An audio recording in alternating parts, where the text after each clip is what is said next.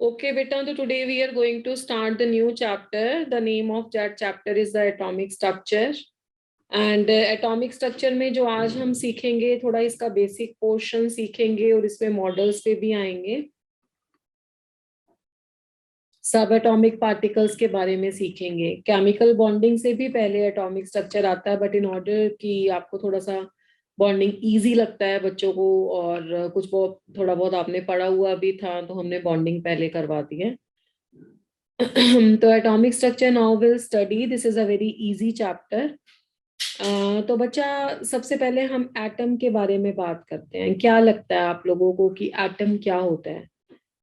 Atom के बारे में बहुत सारी थ्योरीज आई हैं, बट आप लोग जो स्टार्टिंग से पढ़ रहे हो पहली theory, first theory, that is a Dalton's atomic theory के बारे में पढ़ते हो ना बच्चा? Yes ma'am. तो जो आपकी डाल्टन्स एटॉमिक थ्योरी है, देखो इसमें कुछ वाला पोर्शन ना हमें सिलेबस में नहीं है हमारे, but in order to understand the basic, in order to get the knowledge of the chapter, थोड़ा थोड़ा हम उसका पोर्शन ले लेंगे. और जहाँ पे मेन पोर्शन चैप्टर का स्टार्ट होता है ना, वहां पे मैं आपको बताऊंगी कि कहाँ से करना है. आज वाला पहले अभी इसका फाउंडेशन सेट कर लेते हैं कि होता क्या है. तो बेटा जी, एटम के बारे में डाल्टन ने क्या बोला था? डाल्टन ने बोला था कि the atom is the smallest indivisible particle of the matter. Indivisible particle of the matter that take part in the chemical combination. That take part in chemical combination. देखो ये बात की थी डाल्टन ने. इसमें एक दो वर्ड आप ध्यान से देखो. उसने किसके बारे में बोला है? उसने बोला है एटम के बारे में, और ये बोला है कि एटम स्मॉलेस्ट है ना, सबसे छोटा पार्टिकल है, पहली बात तो. और दूसरा उसने बोला है इनडिविजिबल पार्टिकल है. जैसे आप देख लो कि आपको कोई अगर वॉल्स बनानी है और ब्रिक्स से वॉल बनानी है, ठीक है, तो उसने बोला कि ये जो छोटे से छोटा पार्ट यूज होता है ना केमिकल कॉम्बिनेशन में, रिएक्शन में, वो एटम है. जैसे हम उसको बोलते हैं ना, ब्रिक वाली वॉल है तो ब्रिक हो गया smallest repeating pattern, smallest pattern. तो एटम ने इसको डाल्टन ने इसको बोला इनडिविजिबल. इनडिविजिबल वर्ड का मतलब समझते हो बेटा? मैम जो दिखाई ना देता हो. नहीं नहीं नहीं, वो तो इनविजिबल होता है ना, जो दिखाई नहीं देता. ये इनडिविजिबल है. इंडिविजिबल का ये मतलब होता है कि जो फर्दर डिवाइड नहीं किया जा सकता, मतलब सबसे छोटा पार्टिकल है, इसको और छोटे टुकड़ों में नहीं तोड़ सकते हैं, ये मतलब होता है इंडिविजिबल का. We are not talking about the invisible, this is a indivisible particle. दिखाई तो इसलिए नहीं देता है ना कि मतलब बहुत स्मॉलर पार्टिकल है उस रेंज का. अगर हमारे पास माइक्रोस्कोप अवेलेबल है तो वी कैन सी, ठीक है, वो प्रॉब्लम नहीं है इसमें. इंडिविजिबल का मतलब है कि इसको और छोटे टुकड़ों में नहीं बांटा जा सकता. देखो जब वर्ड उसने स्मॉलेस्ट लिख दिया तो यहीं से ही क्लियर हो गया ना कि सबसे छोटा है तो ये और छोटे टुकड़ों में नहीं बढ़ सकता. ये किसने कहा था? डाल्टन ने. सही है नहीं सही है वो हम जैसे आगे आगे डिस्कशन जाएगी ना तब देखेंगे. पहली बात. सेकेंड थिंग डाल्टन ने ये कही थी कि the atoms of same element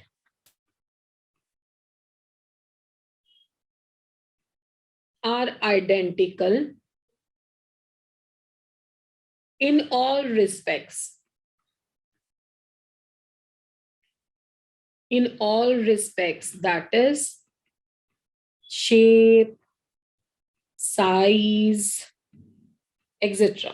ठीक है, मतलब जो तो एक एलिमेंट के सारे एटम हैं. एक एलिमेंट की बात कह लो आप, जैसे कार्बन के सारे एटम्स एक जैसे होंगे, नाइट्रोजन के सारे एटम्स एक जैसे होंगे, हाइड्रोजन के सारे एटम्स एक जैसे होंगे. थर्ड पॉइंट इसने बोला atoms of the different element, बिल्कुल इससे opposite, the atoms of the different elements are different in all respects, है ना, बिल्कुल इससे अपोजिट हो गया। इसका क्या मीनिंग हुआ? डिफरेंट इन ऑल रिस्पेक्ट्स, मतलब कार्बन के जो एटम हैं वो हाइड्रोजन के एटम से या नाइट्रोजन के एटम से डिफरेंट होंगे। और थर्ड इसने थिंग बोली कि ये तो देखो थर्ड हो गया, यहाँ पे फोर्थ ले लेते हैं इसको। देखो बेटा, ऊपर इसने क्या बोला था? ऊपर इसने बोला था ना कि ये सबसे छोटा पार्टिकल है जो केमिकल कॉम्बिनेशन में पार्टिसिपेट करता है। अब एटम्स कंबाइन करके क्या बनाते हैं? एटम्स कंबाइन करके मॉलिक्यूल्स बनाते हैं या कंपाउंड बनाते हैं। तो डाल्टन ने ये बात बोली कि जब एटम्स कंबाइन करके कंपाउंड बनाते हैं ना, तो एटम्स कंबाइन करते हैं होल नंबर रेशो में। होल नंबर क्या होता है बेटा? What do you mean by the term whole number ratio में कंबाइन करते हैं? अगर मैं बोलूं होल नंबर रेशियो में कंबाइन करते हैं, जैसे आप पानी की एग्जांपल ले लो, है ना, वाटर की एग्जांपल ले लो। वाटर में कौन कौन से दो एलिमेंट कंबाइन करते हैं या कौन कौन से एलिमेंट्स के एटम कंबाइन करते हैं? एक हाइड्रोजन कंबाइन करता है और एक ऑक्सीजन कंबाइन करता है। यस और नो? Yes ma'am. ठीक है, तो हाइड्रोजन यहाँ पे 2 पार्ट्स है। एक हाइड्रोजन का बच्चा जी मास होता है 1, है ना, एटॉमिक मास की बात कर रही हूँ। यहाँ पे H2 है तो उसका मास हो गया 2:2। ऑक्सीजन का मास कितना होता है? ऑक्सीजन का एटॉमिक नंबर कितना होता है? 16। हाँ शाबाश, 8 होता है उसका एटॉमिक नंबर, 16 होता है मास। तो बच्चा ये कितनी रेशो में कंबाइन किया? 1:8 रेशो में कंबाइन किया, तो ये होल नंबर है। एक बच्चे का मुझे चैट बॉक्स में आंसर आया 0 and the other number, Vedant. Yes बेटा, करेक्ट है, यू आर एब्सोल्युटली राइट कि होल नंबर का मतलब होता है 0 and the other numbers here. अच्छा, please please be on mute, then only we can take the your questions along with the discussion. Otherwise फिर मुझे सबको म्यूट करना पड़ेगा, है ना, तो फिर आप पूछ नहीं पाओगे, डिस्कस नहीं कर पाओगे। तो बेटा यहाँ पे होल नंबर का मतलब ये है कि फ्रैक्शनल पार्टिसिपेशन नहीं है। मतलब हम ऐसे नहीं बोल सकते हैं कि 1.5 पोर्शन हाइड्रोजन का है, 2 पोर्शन ऑक्सीजन का है, या इसके 2 पार्ट हैं, इसके 3.2 पार्ट हैं, तो मतलब इसका फ्रैक्शनल या पॉइंट्स में ऐसा कॉम्बिनेशन नहीं होता है। होल नंबर का मतलब होता है कि एटम को हम हाफ या कुछ ऐसा नहीं कर सकते हैं, हमें होल नंबर में कंबाइन करना पड़ेगा। मतलब 1 पार्ट इसका, 8 पार्ट इसके, we can't take any of the integer or the fractional part basically, यहाँ पे ये मीनिंग है। तो फोर्थ पॉइंट इसने कहा कि the atoms combine in the whole number to form, whole number ratio भी लिख सकते हो, to form the molecules or the compounds। ये बातें करी थी डाल्टन ने। ये मेन में मैंने बातें लिखी हैं क्योंकि ये थियरी हमारे सिलेबस में नहीं है, ये हम लोअर क्लासेस में पढ़ चुके हैं। अब क्वेश्चन ये है कि क्या ये डाल्टन की सारी बातें सही हैं? इसी बेस पे हम अपने चैप्टर की फाउंडेशन रखेंगे। अब हम देख लेते हैं कि इसकी जो है लिमिटेशंस क्या थी थियरी की, लिमिटेशंस ऑफ द थियरी, या जिसको आप बोलते हो फेलियर ऑफ द थियरी या ड्रॉबैक्स ऑफ द थियरी, कुछ भी बोल लो। अब देखो, इतना तो सब बच्चों को पता है ना कि एटम के अंदर भी कुछ होता है ना। अगर एटम के कुछ पार्टिकल्स की बात करें तो can you name me any of the particles of the atom? Anybody? Electron. शाबाश, और बताओ। प्रोटॉन और न्यूट्रॉन। शाबाश, थर्ड बताओ। न्यूट्रॉन। वेरी गुड, ठीक है ना। अब डाल्टन ने पहला पोस्टुलेट क्या बोला था? उसने बोला था स्मॉलेस्ट। पहले तो उसके उस वर्ड पे ऑब्जेक्शन है बच्चा। अगर एटम एक स्मॉलेस्ट पार्टिकल है तो उसके अंदर वाले पार्टिकल फिर उससे बड़े हैं क्या? नो। तो इसका मतलब है जो उसने स्टेटमेंट दिया था कि atom is the smallest particle of the matter, वो स्मॉलेस्ट वाला पॉइंट जो है वो वैलिड नहीं है। स्मॉलेस्ट इंडिविजिबल भी वैलिड नहीं है, क्योंकि अगर ये इंडिविजिबल नहीं है तो फिर इलेक्ट्रॉन रिएक्शन में कैसे पार्टिसिपेट करता है? थर्ड बात ये भी गलत है कि एटम रिएक्शन में पार्टिसिपेट करता है। एटम नहीं रिएक्शन में पार्टिसिपेट करता। अब तुम ऑर्गेनिक पढ़ोगे जल्दी ही मेरे साथ, तो वहां पे क्या डिस्कशन होगा कि इलेक्ट्रॉन का ट्रांसफर यहाँ से यहाँ हुआ, यानी कि हमें पता है कि रिएक्शन में पार्टिसिपेट करने वाली स्पीशीज क्या है? इलेक्ट्रॉन है। तो डाल्टन का जो फर्स्ट पॉइंट था कि atom is the smallest particle, indivisible particle, उसकी जगह पे देखो लिमिटेशन ऑफ द थ्योरी में पहला पॉइंट क्या आएगा कि एटम कंसिस्ट ऑफ सब एटॉमिक पार्टिकल। सब का मतलब होता है स्मॉल, है ना, सब atomic particle. Sub atomic particle का मतलब होता है एटम के छोटे पार्टिकल। एटम कंसिस्ट ऑफ सब एटॉमिक पार्टिकल्स, जो कि आपने मुझे बताए ही हैं, इलेक्ट्रॉन, प्रोटॉन एंड न्यूट्रॉन। जिन बच्चों को इनके बारे में पता है सिंबल के बारे में ठीक है, जिनको नहीं पता उनके लिए मैंने लिख भी दिया है, electron, proton and the neutrons. इसका मतलब ये स्मॉलेस्ट नहीं है, so it will not be indivisible, है ना, ये इनडिविजिबल तो नहीं होगा। Also electron takes part in the chemical combination. इसलिए केमिकल कॉम्बिनेशन में भी कौन पार्टिसिपेट करता है? कौन पार्टिसिपेट करता है केमिकल कॉम्बिनेशन में? बोलिए। इलेक्ट्रॉन, है ना, एटम पार्टिसिपेट नहीं करता है।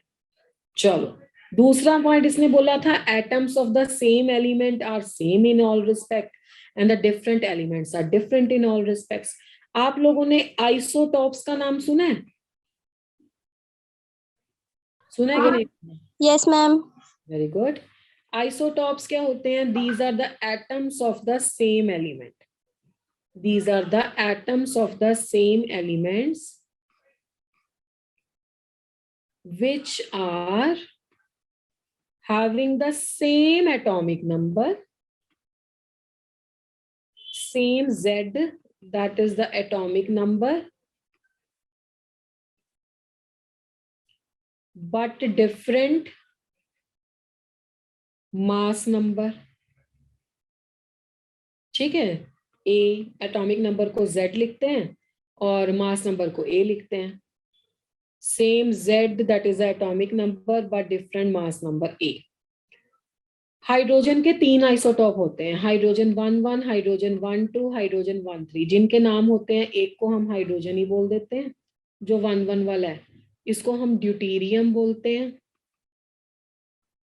और इसको हम ट्रिशियम बोलते हैं। ठीक है बेटा, अब आप ये सोचो कि हाइड्रोजन, ड्यूटेरियम एंड ट्रिशियम ये तो 3 एक ही एटम के एलिमेंट है। उसने बोला था कि सेम एलिमेंट के सारे एटम एक जैसे होने चाहिए। यहाँ पे सेम एलिमेंट के सारे एटम एक जैसे नहीं है, they are different. You are getting my point और not? The atoms of the same element are different.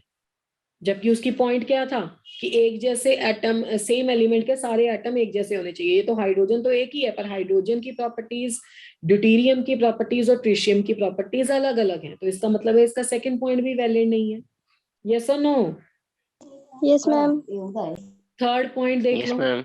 Third point आप लोगों ने किसके बारे में सुना है बच्चा? आइसोबार्स के बारे में। आइसोबार्स क्या है? Ma'am atoms of different element में हैव सेम एटॉमिक मास। बिल्कुल, these are the atoms of the different element having same A but different Z, है ना। Z हो गया आपका एटॉमिक नंबर और A हो गया आपका मास नंबर। बहुत सीधी सीधी सी कहानी है, अगर डिफरेंट एलिमेंट के एटम है तो उनका एटॉमिक नंबर तो फिर अलग अलग ही होगा। अब ये भी उसकी थर्ड वाली पॉइंट रॉन्ग हो गई, क्योंकि उसने क्या कहा था, डिफरेंट एलिमेंट डिफरेंट होंगे। ये तो डिफरेंट एलिमेंट है तब भी सेम एटॉमिक नंबर रख रहे हैं और तब भी सेम मास नंबर रख रहे हैं। ठीक है, और फोर्थ पॉइंट जो उसने कहा था होल नंबर में कंबाइन करेंगे कि होल नंबर रेशो होगा, तो वो भी देख लो यहाँ पे क्या हुआ। जो आपके बायोमोलिक्यूल्स हैं, बायोमोलिक्यूल्स में मतलब मैं सिंपल वाटर, कार्बन डाइऑक्साइड, छोटे छोटे कंपाउंड की बात नहीं कर रही हूँ। मैं बात कर रही हूँ बड़े बड़े कंपाउंड्स की, जैसे प्रोटीन हो गया, बड़े बड़े मॉलिक्यूल्स, बायोमोलिक्यूल्स जो बॉडी में होते हैं या आप अपनी डाइट में भी लेते हो। प्रोटीन्स हैं, फैट्स। हाँ, स्टार्च है। ठीक है, इन सभी में it is not necessarily whole number combination takes place between the atom. Whole number combinations takes place between the atoms. इसका क्या मतलब हुआ? छोटे छोटे एटम में तो ठीक है, एटम होल नंबर, छोटे छोटे मॉलिक्यूल में, कंपाउंड में एटम्स आपके होल नंबर में कंबाइन करते हैं तो मॉलिक्यूल बन रहा है, पर बड़े वाले केस में ऐसा पॉसिबल नहीं है। अगर आपके पास बिगर मॉलिक्यूल्स हैं, अगर आपके पास बड़ा सिस्टम है, स्टार्च है, प्रोटीन है, जिसको हम बायोमोलिक्यूल्स कहते हैं, इन वाले केस में होता है कि कई बार फ्रैक्शनल पोर्शन भी कॉम्बिनेशन में पार्टिसिपेट करता है, यानी कि आपके पास होल नंबर हमेशा है, ये ट्रू नहीं है। तो ले दे के मेन बात यही है कि जो बहुत साल पहले, बहुत देर पहले डाल्टन ने बोला था एटम के बारे में, टिल डेट वो ट्रू नहीं है। इतनी सारी रिसर्चेस हो चुकी हैं, प्लैंक्स थ्योरी आ चुकी है, कई फंडामेंटल पार्टिकल डिस्कवर हो चुके हैं, और छोटे छोटे पार्टिकल्स आपके पास सब एटॉमिक पार्टिकल्स आ चुके हैं, और डुअल करेक्टर की बात हो चुकी है, वेव क्वांटम मैकेनिक्स आ चुकी है। तो उसके बाद इस थ्योरी को डिनाई कर दिया गया। तो अब हम अपने चैप्टर में लेके चलेंगे कि और क्या एडवांसमेंट हुई है, मतलब जो हम बोल रहे हैं, जो हम सब कुछ डिनाई कर रहे हैं, उसकी जगह पे हमें क्या मानना है, कैसे कैसे प्रोग्रेस हुई। तो पहले समझ में आया डाल्टन ने क्या कहा था। डाल्टन सबसे पहले था जिसने एटम के बारे में बताया। देखो ये बुक्स बोलती हैं, बट एक्चुअली में ऋषि कन्नड़ थे इंडियन, जिन्होंने उनसे भी पहले बता दिया था एटम के बारे में। तो दैट मीन्स हमारे जो होली बुक्स हैं, they contain this information much much earlier than the Dalton, but फिर भी हम क्रेडिट डाल्टन को देते हैं, इसकी थियोरी सबसे पहले पढ़ाई जाती है। उसके बाद देखो हमारे पास क्या होता है, यहाँ पे सबसे पहले ना हम एटम के फंडामेंटल पार्टिकल के बारे में बात करेंगे और वो कैसे डिस्कवर हुए उसके बारे में बात करेंगे, फिर उनको अरेंज करने के मॉडल के बारे में बात करेंगे। ठीक है, अब हमारे पास जो प्रेजेंट इंफॉर्मेशन है, जो सही डाटा है, उसके अकॉर्डिंग एटम है आपका स्मॉल पार्टिकल, ये बिल्कुल सही है। This is a small particle, मैंने इसको स्मॉलेस्ट नहीं लिखा, ठीक है, मैंने इसको क्या लिखा है कि जो स्मॉल पार्टिकल।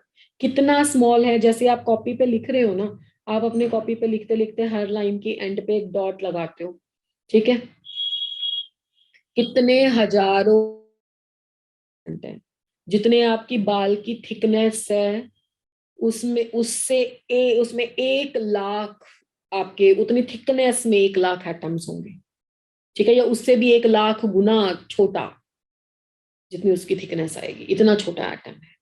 अब इतनी कहानियों से तो कुछ नहीं होना है ना, हमें तो मेजर भी चाहिए, हम मेजर आपको देते हैं। जो आपका साइज या ऑर्डर लिखना चाहिए इसे, order of size of an atom है ना, वो होता है अंगस्ट्रॉम। अंगस्ट्रॉम, इसको कैसे पढ़ते हैं, अंगस्ट्रॉम। अंगस्ट्रॉम कितना होता है, 1 अंगस्ट्रॉम होता है 10⁻⁻10 मीटर। 1 मीटर में कितने सेंटीमीटर होते हैं? हाँ जी, 100। हाँ 100 सेंटीमीटर होते हैं ना, तो 100 से इसको मल्टीप्लाई करेंगे तो ये आ जाएगा 10⁻⁻8 ऑफ सेंटीमीटर।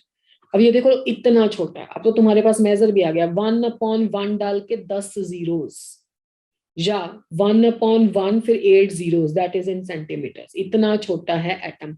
मैंने ऑर्डर क्यों लिखा है, इसका ऑर्डर का क्या मतलब है, देखो ऑर्डर इतना आएगा, जैसे किसी एक एटम का साइज होगा 2.4 एंगस्ट्रॉम, किसी का 2.5 एंगस्ट्रॉम, किसी का 5 पॉइंट कुछ एंगस्ट्रॉम, मतलब ऑर्डर मतलब 10 की पावर इतनी आएगी। आगे वाला डाटा एक्स हो सकता है, कुछ भी हो सकता है, यस और नो। जैसे हम बोल देते हैं ना कि किलोग्राम में है यूनिट, अब कितने किलोग्राम है, that may vary from the atom to atom, ठीक है, डिफरेंट एलिमेंट्स में चेंज हो जाएगा। तो ये तो है हमारा स्मॉल पार्टिकल। अब इस स्मॉल पार्टिकल के अंदर जो पार्टिकल्स होंगे, क्या नाम बताया उनको, क्या बोला जाएगा, सब एटॉमिक पार्टिकल। क्या बोला जाएगा बेटा, सब एटॉमिक पार्टिकल। समझ रहे हो इस बात को? Yes ma'am. तो बच्चा स्मॉल पार्टिकल है एटम, पर ये इनडिविजिबल नहीं है। ये क्या है, ये क्या है, विजिबल। हाँ डिविजिबल है। इसको ब्रेकअप कर सकते हैं, ठीक है, ब्रेकअप कर सकते हैं या इसमें से निकाल सकते हैं बाहर, ठीक है।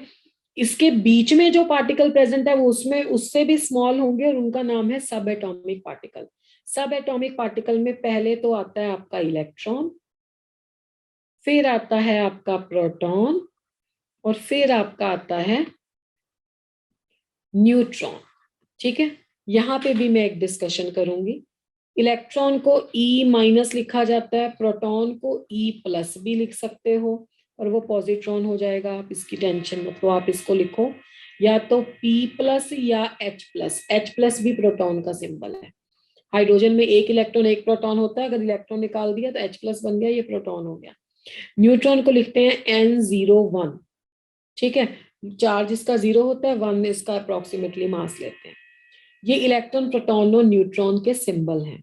अब क्या इनसे भी कोई छोटे पार्टिकल्स होते हैं? देखो, एक रिसर्च के अकॉर्डिंग, वैसे तो आप लोगों ने ये सुन रखा होगा, आजकल बच्चे थोड़ा इसमें क्यूरियोसिटी होती है तो सर्च खुद भी कर लेते हैं। जैसे एक इलेक्ट्रॉन है ना, अगर एक इलेक्ट्रॉन का चार्ज -E है, मतलब एक इलेक्ट्रॉन को -E लिखा जाएगा, तो देखो बेटा यहाँ पे चार्ज क्वांटाइजेशन होती है। मैं अगली शीट पे आपको पढ़ाऊंगी भी, फिजिक्स में भी आपने पढ़ा होगा। ये स्मॉलेस्ट नेगेटिव चार्ज है। स्मॉलेस्ट मैं लिख भी देती हूँ, देखो इसका चार्ज कितना होता है। चार्ज कौन सा होगा इलेक्ट्रॉन पे? नेगेटिव। प्रोटॉन पे कौन सा चार्ज होगा? पॉजिटिव। न्यूट्रॉन पे कौन सा चार्ज होगा? 0। न्यूट्रॉन से ही तो वर्ड न्यूट्रल बना है ना, जिसपे कोई चार्ज नहीं है। अब कितना नेगेटिव चार्ज होता है इलेक्ट्रॉन पे? This is -1.6 into 10⁻⁻19 coulomb. Proton पे कितना पॉजिटिव चार्ज होता है? जितना इस पे नेगेटिव चार्ज है उसका एग्जैक्टली रिवर्स कर लो, +1.6 इंटू 10⁻⁻19 कूलम। न्यूट्रॉन पे कितना चार्ज होता है? 0।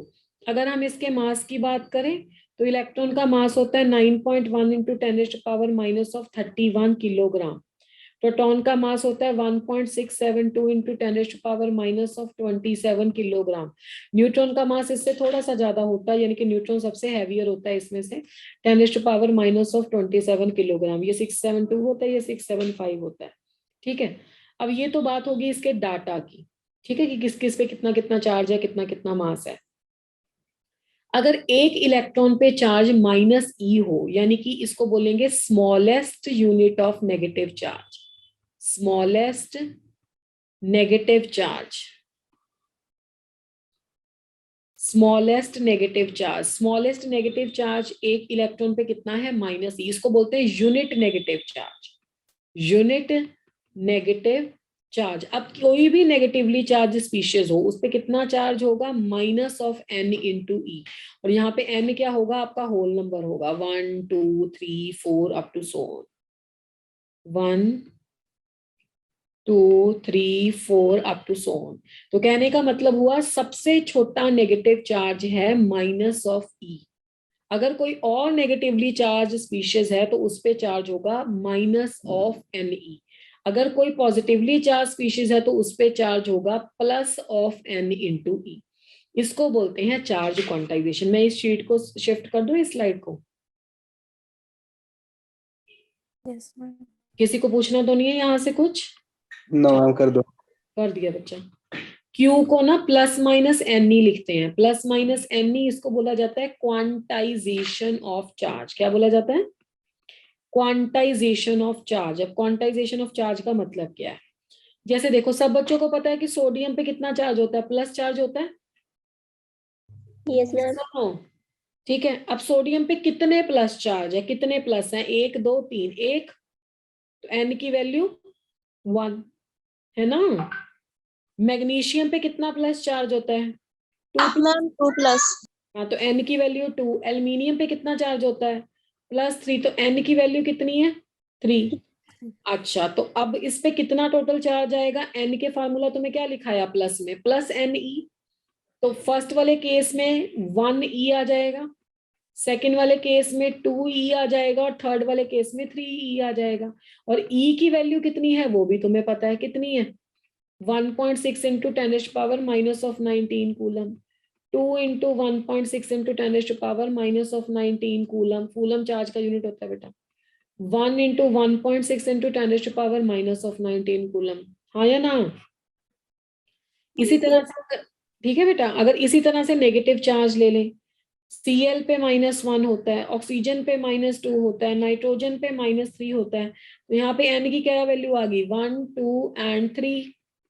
ठीक है, और इन पे कितना नेगेटिव चार्ज होगा, -(Ne) के बराबर, क्योंकि ये नेगेटिव है तो -1 E आ गया, इस पे -2E आ गया, इस पे -3E आ गया। और -3E का क्या मतलब है, -3 into 1.6 into 10⁻19 coulomb, -2 into 1.6 into 10⁻19 coulomb, -1 into 1.6 into 10⁻19 coulomb. इस तरह से हम इसके चार्जेस लिख सकते हैं।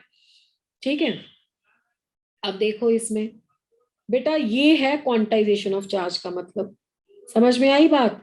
Smallest amount of negative charge is the charge on one electron, smallest amount of the positive charge is the charge on one proton. अब मैं सब एटॉमिक पार्टिकल्स की अगर बात करूं, जिसके बारे में बोल रही थी कि आप लोगों ने भी थोड़ा बहुत पढ़ा होगा, रिसर्च किया होगा, कि सबसे छोटा नेगेटिव चार्ज तो -(E) है, एक इलेक्ट्रॉन जिसके ऊपर माइनस चार्ज E है। अब क्या होता है ना, हमारे पास एक रिसर्च ऐसी भी है जिसमें क्वार्क्स के बारे में बोला गया है। अब आप देखो ना, स्मॉलेस्ट पार्टिकल तो मतलब इनफाइनाइट है, इसका कोई अंत ही नहीं है। एक -E को आप सिंपल मैथमेटिक्स लगाओ तो ऐसे ब्रेकअप कर सकते हो, -1/3E, -1/3E, -1/3, इन तीनों को ऐड करोगे तो -E बनेगा ना। यानी कि एक इलेक्ट्रॉन जिसके ऊपर -E चार्ज है, वो भी आगे 3 छोटे पार्टिकल से मिलकर बना हो सकता है जिन पे इतना इतना चार्ज है, और इनको क्वार्क्स बोला गया, QUARKS। अब इसको देखा जाए तो ये भी आगे डिवाइड हो सकता है, -1/6E, -1/6E। इसको देखा जाए तो ये भी आगे डिवाइड हो सकता है, -1/12E, -1/12E। इसको देखा जाए तो ये भी आगे डिवाइड हो सकता है, -1/24E, -1/24E।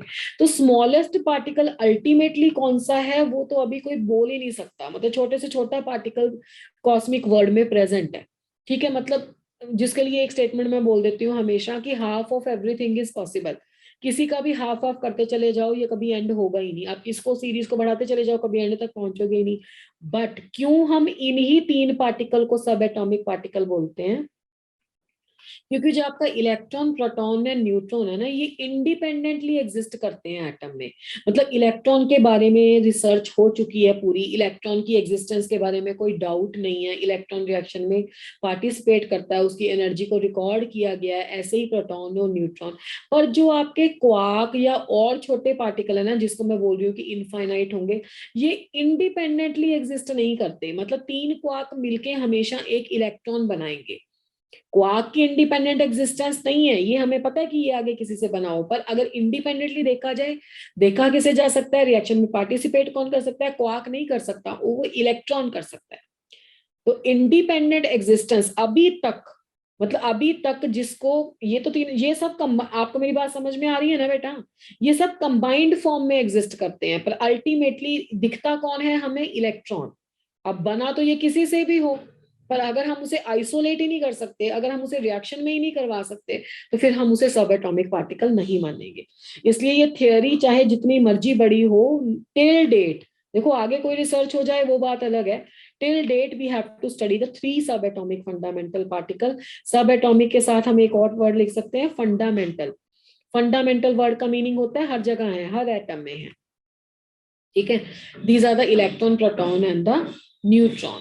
ठीक है, आगे इलेक्ट्रॉन किसी का मिलके बना हो सकता है, पर वो इंडिपेंडेंटली एग्जिस्ट नहीं करता। वो कैसे एग्जिस्ट करेगा, कंबाइंड फॉर्म में एग्जिस्ट करेगा। मतलब 3 क्वार्क या और भी कितने पार्टिकल, -1/4E के, या कुछ भी हो सकता है। ये मैंने -1/3E लिखा है, -1/4E, -1/4E, -1/4E भी हो सकता था 4 बार। तो ये सारे मिलके क्या बनाएंगे, आपका एक इलेक्ट्रॉन ही बनाएंगे, और ये इंडिपेंडेंटली एग्जिस्ट नहीं करते हैं।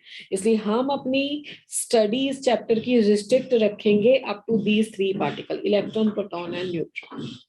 Is that clear everyone? Yes ma'am. अच्छा जी, फिर एटम क्या स्मॉलेस्ट पार्टिकल है? Yes ma'am. अरे भाई, स्मॉलेस्ट नहीं है, स्मॉल जरूर है। स्मॉलेस्ट होता तो फिर इसके अंदर वाले थोड़ा इससे बड़े थोड़ा होते हैं।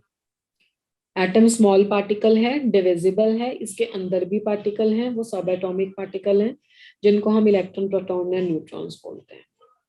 ठीक है, अब हम देखेंगे इसका थोड़ा सा discovery portion.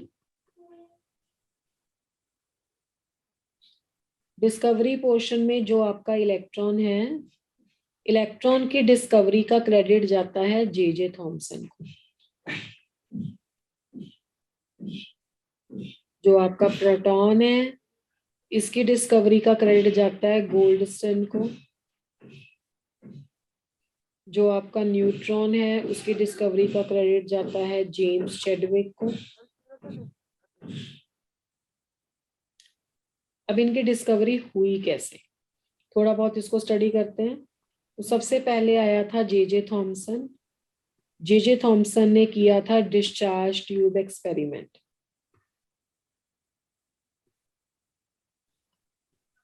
Discharge tube experiment. अब ये डिस्चार्ज ट्यूब एक्सपेरिमेंट क्या है? देखो, डिस्चार्ज ट्यूब कुछ भी नहीं है, एक ग्लास की ट्यूब है, जैसे आपके घरों में लाइट वाली ट्यूब होती है। यहाँ पे एक वैक्यूम पंप लगा है, इससे आप अंदर जो गैस भरोगे उसका प्रेशर एडजस्ट कर सकते हो, इसको टाइट या लूज करके।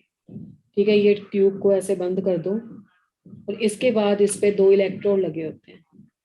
ये जो 2 इलेक्ट्रोड हैं, इसमें ये नेगेटिव पोर्शन होता है, ये पॉजिटिव पोर्शन होता है। नेगेटिव पोर्शन को कैथोड बोलते हैं, पॉजिटिव पोर्शन को एनोड बोलते हैं। ये नेगेटिव पॉजिटिव हुए कैसे? अपने आप तो हवा में नहीं हो जाएंगे, इसके साथ हम बैटरी अटैच करेंगे। देखो, negative positive negative positive negative positive negative positive negative positive. यहाँ पे 1 वे की हो गया और यहाँ पे हो गया आपका दूसरा इलेक्ट्रॉन। जिसपे नेगेटिव चार्ज है उसको कैथोड बोलेंगे, जिसपे पॉजिटिव चार्ज है उसको एनोड बोलेंगे। तो ये उसने एक्सपेरिमेंटल सेटअप किया था। देखो जे थॉमसन ने क्या किया, उसने सबसे पहले एक्सपेरिमेंट क्या किया, इसमें कुछ प्रेशर लिया होगा, लेटस से हमने बोल दिया कि 1 atm प्रेशर लिया। ठीक है, कोई एक जनरल प्रेशर ले लिया और उस प्रेशर पे इस पे कोई गैस फिल करी। ठीक है, कोई भी गैस फिल करी। तो जब सबसे पहले क्या हुआ था एक्सपेरिमेंट 1 में, ठीक है, एक्सपेरिमेंट 1 का रिजल्ट क्या आया था? Nothing is observed. गैस में कुछ नहीं दिखाई दिया, गैस जैसी थी जैसी ही रही। Nothing is observed. फिर उसने क्या किया, 100 टाइम्स प्रेशर डिक्रीज कर दिया। एक्सपेरिमेंट 2 में उसने क्या किया, प्रेशर को 1/100 टाइम्स कर दिया, यानी कि 10⁻⁻² कर दिया। जब उसने प्रेशर 10⁻⁻² कर दिया ना, तब उसमें रेस पास करती दिखाई दी। ठीक है, उसमें से रेज मूव करती दिखाई दी। रेज एक्चुअली में देखो तो आपको ऐसे एरो एरो थोड़ा ना दिखाई देंगे, आपको तो लाइट दिखाई देगी वहां पे बेसिकली। ठीक है, अब ये बिकॉज रेज कैथोड रेज से निकली, कैथोड टर्मिनल से निकली थी, तो इसको क्या बोला गया? Cathode rays. तो सेकंड का रिजल्ट क्या आया? Cathode rays were produced. Cathode rays मिली हमें। कहां से कहां मूव कर रही थी? ट्रेवलिंग फ्रॉम, कहां से कहां तक ट्रेवल कर रही थी बेटा? Travelling from cathode to anode. फिर एक्सपेरिमेंट 3 परफॉर्म किया गया और एक्सपेरिमेंट 3 में क्या हुआ, जब इसका प्रेशर 1/10,000 रखा गया, यानी कि 10⁻⁻⁴ और 100 गुना कम कर दिया गया, तो रेज हो गई डिसअपियर, मतलब रेज दिखी ही नहीं हमें। उसकी जगह पे क्या आ गया? Glow is produced at the anode. Glow is produced at the anode. Anode पे क्या प्रोड्यूस हो गया? ग्लो प्रोड्यूस हो गया। अब इसके पीछे रीजन क्या था या वो तो बाद में डिस्कस करेंगे, पहले एनोड की डायग्राम भी बनाऊंगा, ग्लो वाली। ठीक है, ये ऐसे टर्मिनल था, मैंने रफ सी डायग्राम बना दी है इसकी। ठीक है, अब यहाँ पे रेज डिसअपियर हो गई और यहाँ पे ऐसे लाइट सी आ गई। और एक मैं एक्सपेरिमेंट, एक ऑब्जर्वेशन मैं खुद ऐड कर देती हूँ जो बहुत आपको हेल्प करेगी आगे, कि the nature of the rays या nature of the cathode rays do not depend upon the Do not depend upon the nature of the gas taken in the discharge tube. Do not depend upon nature of the gas taken in the discharge tube. Tube में कोई भी gas ले लो, cathode ray की nature पे कोई फर्क नहीं पड़ा। अब आपको बतानी है इसकी एक्सप्लेनेशन कि ऐसा क्या हुआ और इससे आपने क्या सीखा, और कैथोड रेस की डिस्कवरी से 3 फंडामेंटल पार्टिकल जो हमने लिखे हैं उनमें से कौन सा फंडामेंटल पार्टिकल डिस्कवर हुआ? टेल मी।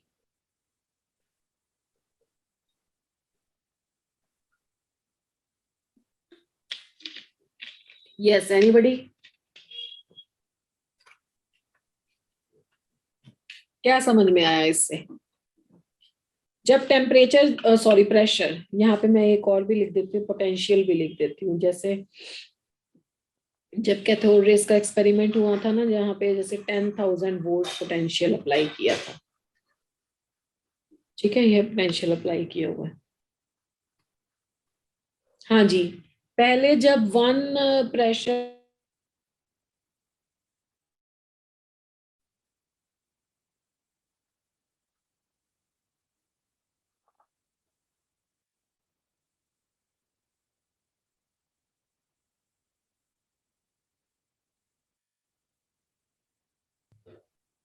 अब इसकी एक्सप्लेनेशन क्या जाएगी? देखो, जब प्रेशर 1 था तब कुछ भी नहीं हुआ, नथिंग इज ऑब्जर्व्ड एक्सपेरिमेंट 1 में। फिर प्रेशर को 100 टाइम डिक्रीज कर दिया तो रेस स्टार्ट हो गई। तो सबसे पहले तो इसका एक्सप्लेनेशन ये है कि जो आपकी गैस थी, that gases starts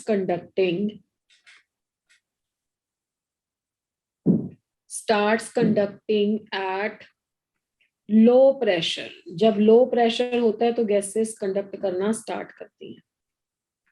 the gases starts conducting at low pressure. जब प्रेशर कम होता है तो गैसेस कंडक्ट करना स्टार्ट कर देती हैं। आपने देखा ना, प्रेशर जब पहले 1 था तो गैसेस कंडक्ट नहीं की, 100 गुना कम कर दिया तो रेस प्रोड्यूस हुई। फिर आप बोलोगे मैम 10,000 पे फिर क्या हुआ? 10,000 जब और कम कर दिया तो फिर क्या हुआ? रेस डिसअपियर हो गई। वो एक्चुअली में कंडक्शन इतनी ज्यादा हो गई कि इतनी भाग के रेस गई, इतनी फास्ट उन्होंने ट्रेवल किया कि वो जाके एनोड से टकराती हैं, और एनोड वाली सारी साइड पे क्या प्रोड्यूस हो जाता है? एनोड वाली सारी साइड पे ग्लो प्रोड्यूस हो जाता है। तो बेसिकली कंडक्शन बढ़ती है एट लो प्रेशर। जैसे जैसे हम प्रेशर कम करते हैं, पहले क्यों नहीं कुछ आया था ऑब्जर्वेशन में? क्योंकि पहले गैसेस कंडक्ट ही नहीं कर पा रही थी। गैसेस के मॉलिक्यूल के बीच वाले एटम या उनमें जो भी पार्टिकल हम अभी डिस्कवर करेंगे वो चल ही नहीं पा रहा था, प्रेशर बहुत ज्यादा था। फिर जब प्रेशर हमने लो किया तो कंडक्ट करना स्टार्ट किया। सेकेंड ऑब्जर्वेशन क्या हमारे दिमाग में आती है कि कैथोड रेस की नेचर इस बात पे डिपेंड नहीं करती है कि कौन सी गैस ली है। तो इसका मतलब है कि कोई भी गैस ले ले, हमेशा कैथोड रेस सेम है। तो सारी गैसेस में कोई ना कोई एक चीज ऐसी सेम है जिसने कंडक्ट किया और जो नेचर ऑफ गैस पे डिपेंड नहीं करती। ऐसे इसको बोलते हैं फंडामेंटल, यानी कि all the gases must contain some fundamental particle that conduct. ठीक है, तो second is as the cathode rays doesn't depend upon the nature of the gas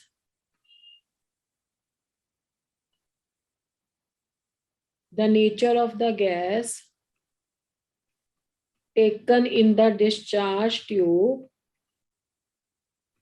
discharge tube so क्या होगा?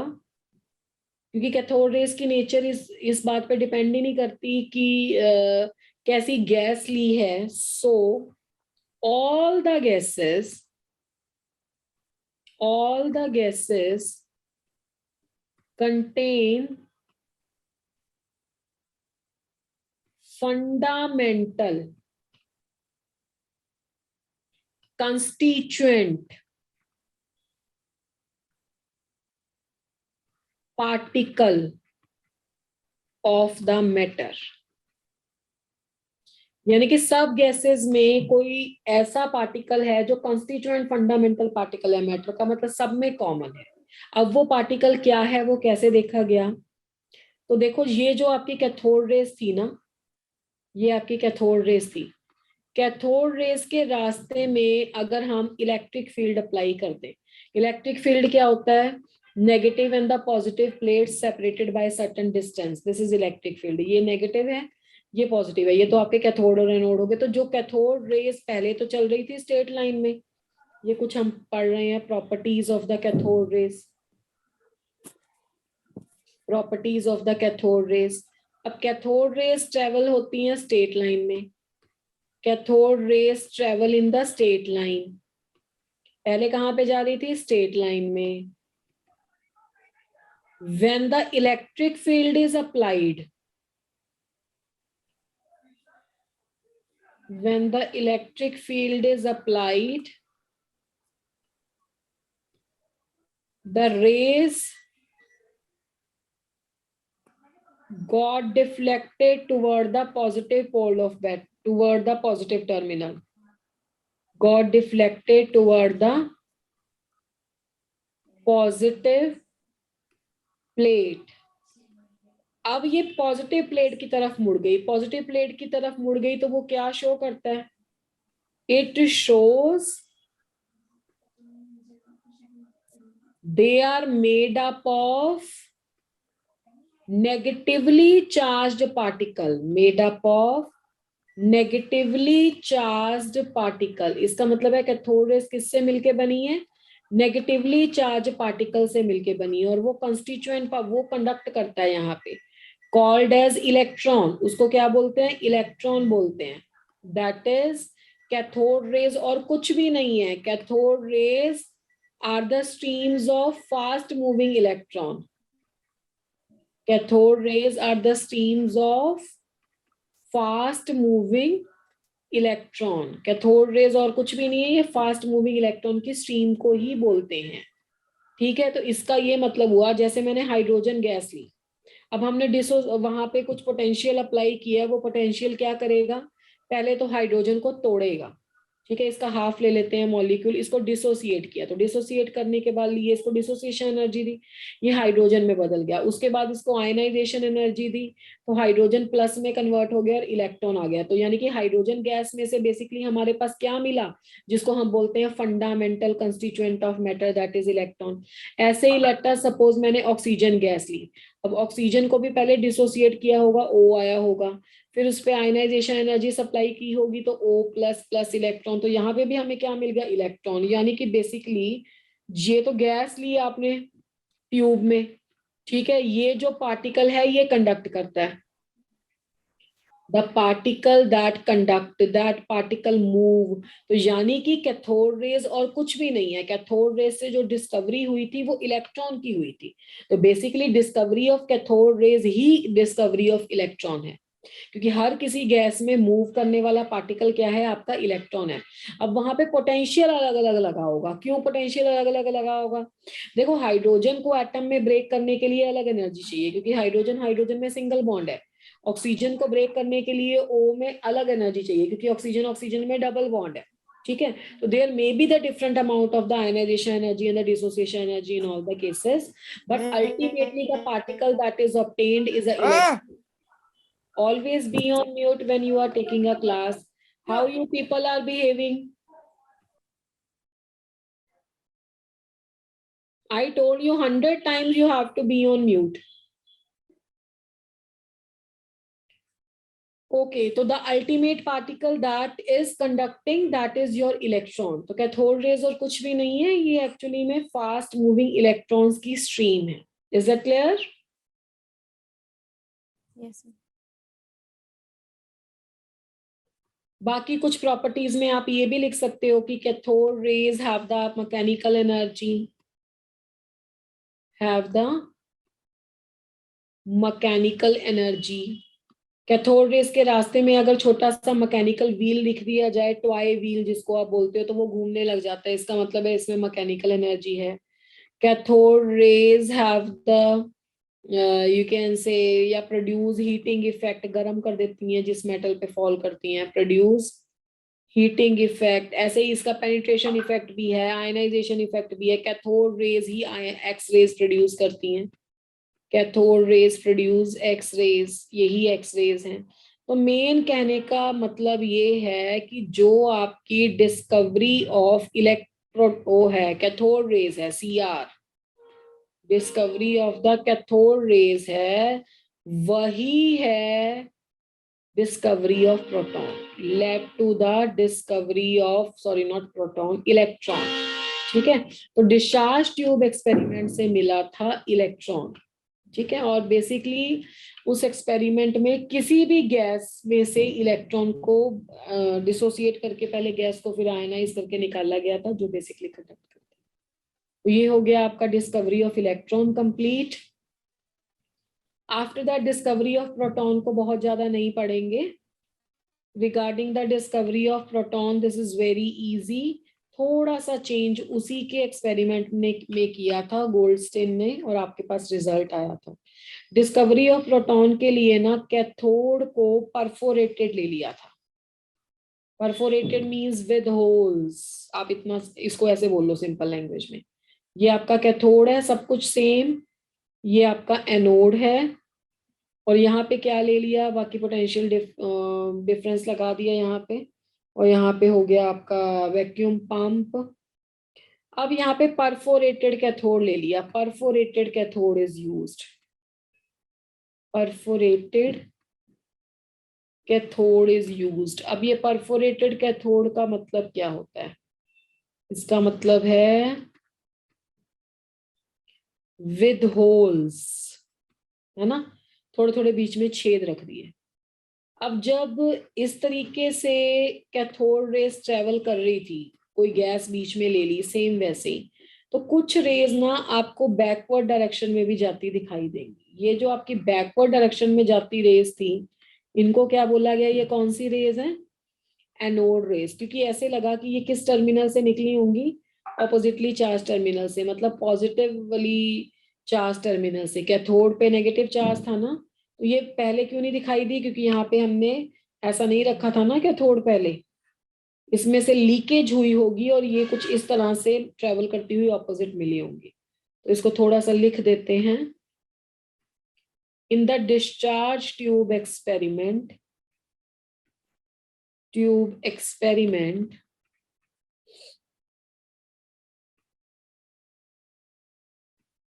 when perforated cathode is used, perforated cathode is used, then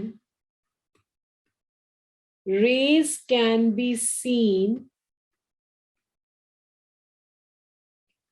traveling in the opposite direction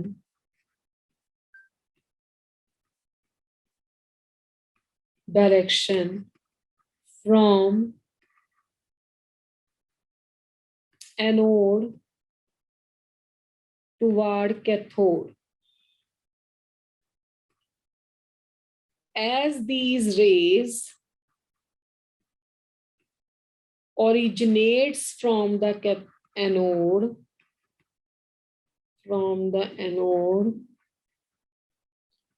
so called as anode rays. और anode rays से कौन सी discovery हुई थी? Discovery of proton. ठीक है, अब यहाँ पे एक important point, very important point, कि the nature of the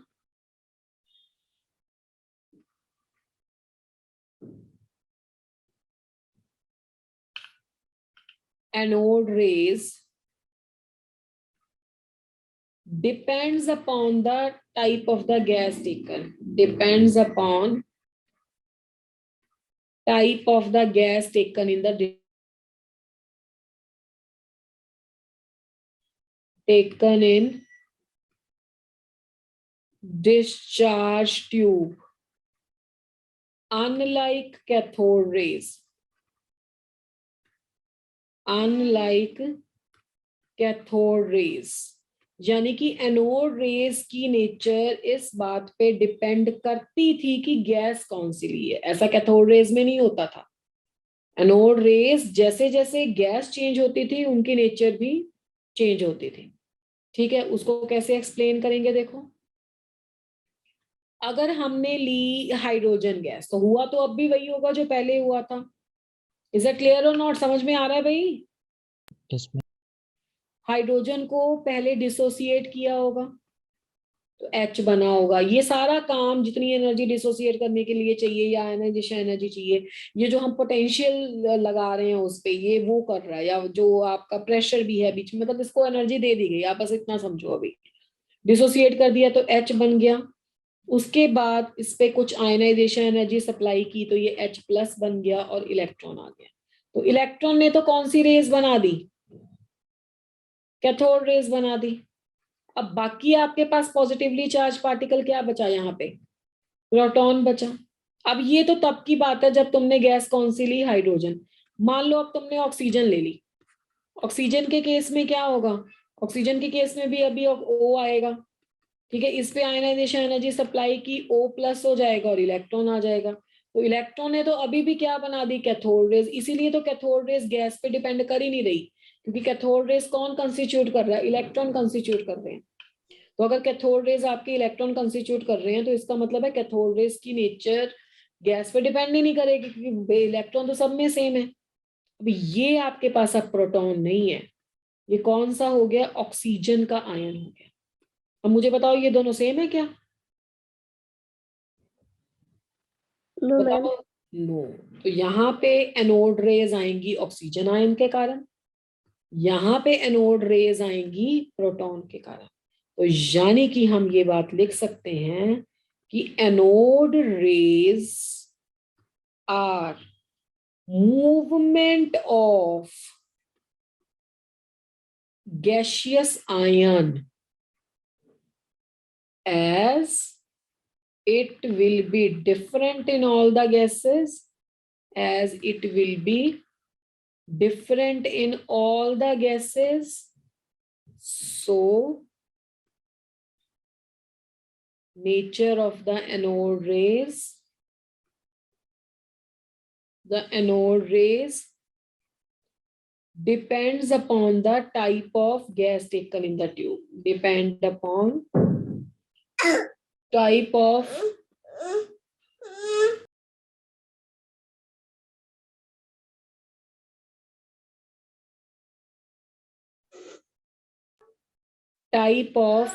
gas taken in the discharge tube.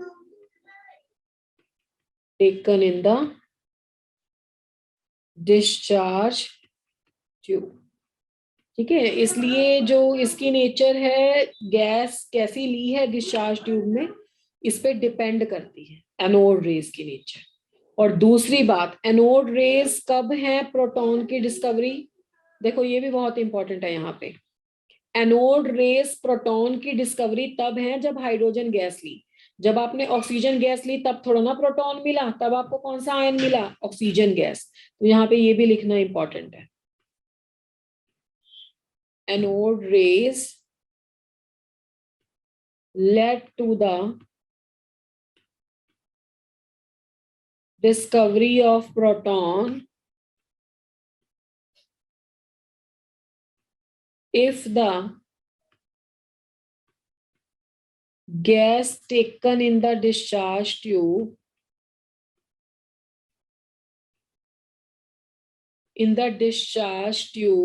is hydrogen. जब आप हाइड्रोजन गैस लोगे तब प्रोटॉन की डिस्कवरी होगी, अदरवाइज प्रोटॉन की डिस्कवरी नहीं है। बाकी जो एनोड रेस कहां से कहां तक ट्रेवल करती हैं? Anode rays travel from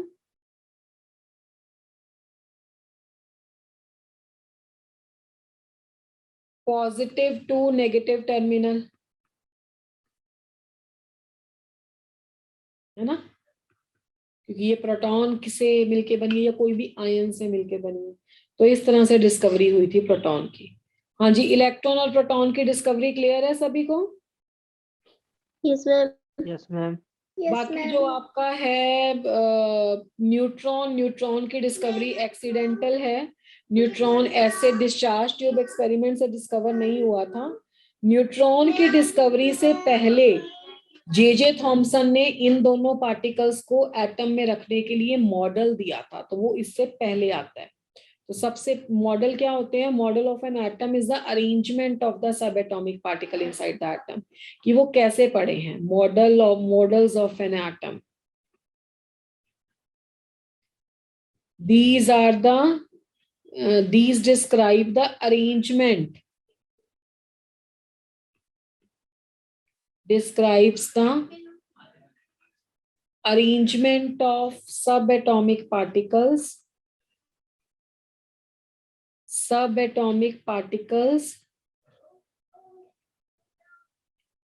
inside the atom। ठीक है, एटम के अंदर सब एटॉमिक पार्टिकल्स को कैसे रखा जाता है उसको बोलते हैं एटॉमिक मॉडल। तो सबसे पहला मॉडल दिया था जे थॉमसन ने। जे थॉमसन के टाइम पे ना, J Thomson's model of an atom, J Thomson के टाइम पे क्या हुआ था? जे थॉमसन के टाइम पे सिर्फ दो ही पार्टिकल थे, एक था प्रोटॉन और एक था न्यूट्रॉन। तब थर्ड पार्टिकल इलेक्ट्रॉन, तब थर्ड पार्टिकल डिस्कवर ही नहीं हुआ था। तो ये दो पार्टिकल ही थे उसके टाइम पे। तो उसने क्या मॉडल दिया था? सबसे पहला उसने पॉइंट दिया था कि एटम इज सफेरिकल, कि एटम कैसा है? सफेरिकल है। सफेरिकल बात समझते हो ना? जो सफियर है, जिसके अंदर समथिंग कुछ है, सर्कल नहीं है, खाली नहीं है अंदर से, इसके अंदर कुछ है। This is spherical in nature. Third, atom is neutral. Neutral होगा तो इसमें दो जो चीजें हैं अपोजिटली चार्ज है वो सेम होंगे, यानी कि amount of the negative charge that is equal to the amount of positive charge. अब नेगेटिव और पॉजिटिव चार्ज इसमें क्या है वो तुम जानते हो, यानी कि इलेक्ट्रॉन और प्रोटॉन का नंबर बराबर होगा। थर्ड उसने बोला था कि protons are uniformly distributed, protons are uniformly distributed and electrons revolve inside the atom among them। ठीक है, इसका क्या मतलब हुआ? इसका मतलब ये हुआ कि आप एक सफियर मान के, इसमें हर जगह प्रोटॉन प्रोटॉन है, यूनिफॉर्मली डिस्ट्रीब्यूटेड है, और बीच में इसमें क्या है? बीच बीच में इलेक्ट्रॉन भी रिवॉल्व कर रहे हैं, मतलब सब बराबर अमाउंट में है। इस मॉडल को उसने नाम दिया था वाटरमेलन मॉडल, या उसने नाम दिया था इसका प्लम पुडिंग मॉडल। पुडिंग खीर समझ लो, कस्टर्ड समझ लो, ऐसा कुछ प्लम पुडिंग मॉडल। वाटरमेलन में जैसे आप सेंटर से कट करते हो तो उसमें रेड कलर पोर्शन दिखाई देता है ना, तो वो रेड कलर पोर्शन है प्रोटॉन, और बीच में कहीं कहीं पे जो सीड्स हैं वो इलेक्ट्रॉन है, पर इसने बराबर रखा दोनों का अमाउंट। पुडिंग में भी जैसे यूनिफॉर्मली डिस्ट्रीब्यूटेड आप ले लो, कुछ चावल हैं और उसके बीच में ड्राई फ्रूट डाला हुआ है, although they are not the super fit examples, but इसने ऐसी ही दी थी। तो ये मॉडल फेल हो गया था, और इसको फेल करने वाले साइंटिस्ट थे आगे रदरफोर्ड और बोहर। वहां से हमारा मेन चैप्टर स्टार्ट होता है। ये चैप्टर का आपको फाउंडेशन रख दिया है कि कौन कौन से सब एटॉमिक पार्टिकल्स होते हैं और उनकी डिस्कवरी कैसे कैसे होती है। तो इज दैट क्लियर? समझ में आया सभी को? Yes, ma'am. चलो, अब कुछ पोल के क्वेश्चन लेते हैं हम लोग। पहला क्वेश्चन आपका लेते हैं, एमओटी से लेते हैं। एमओटी आपने लास्ट में पढ़ी है ना, फिर उसके बाद एटॉमिक स्ट्रक्चर से लूंगी। पहला क्वेश्चन है बॉन्ड लेंथ ऑर्डर। कल आपने टेस्ट दिया, देखे कितना पढ़ के गए थे आप। फॉर द फॉलोइंग,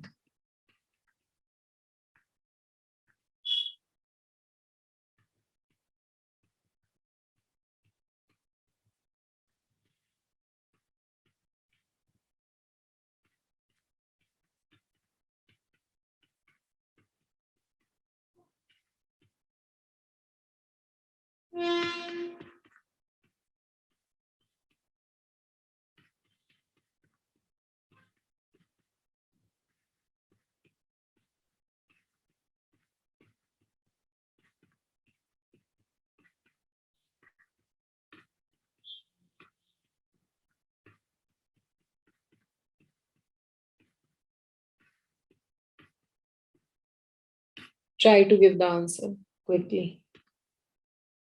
सब बच्चों को पार्टिसिपेट करना है।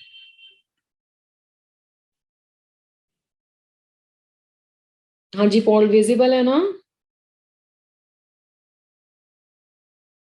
Yes ma'am. Yes ma'am.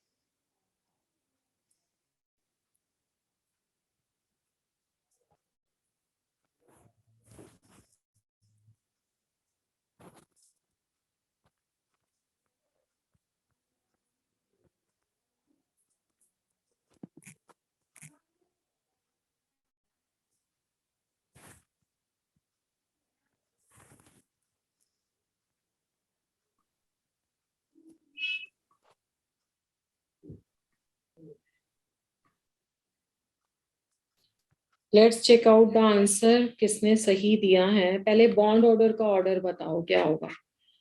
Oxygen का बॉन्ड ऑर्डर कितना होता है? 2। यस और नो? अरे ऑक्सीजन का बॉन्ड ऑर्डर 2 होता है भाई।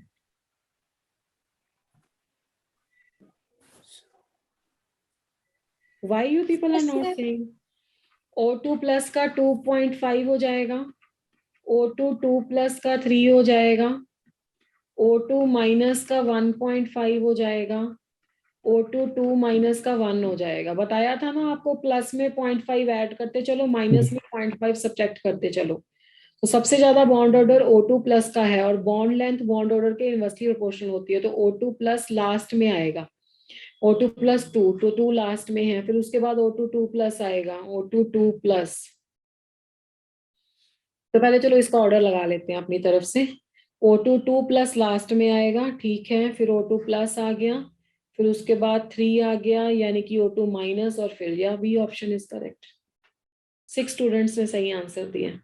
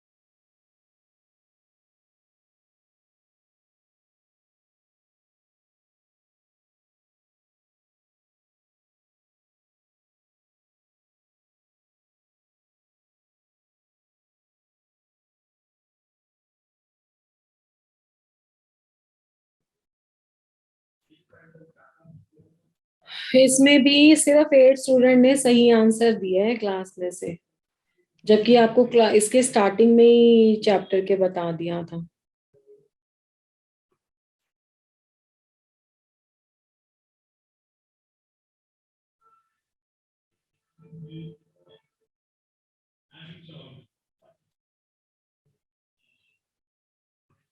A is the correct answer.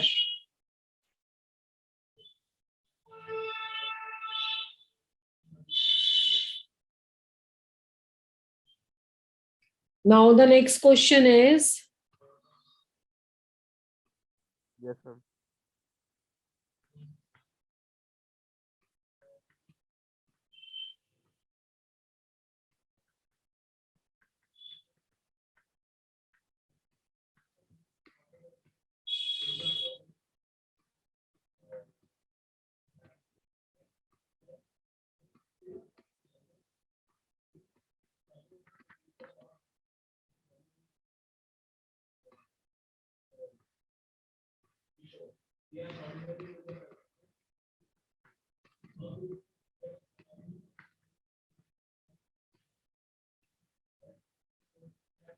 quickly.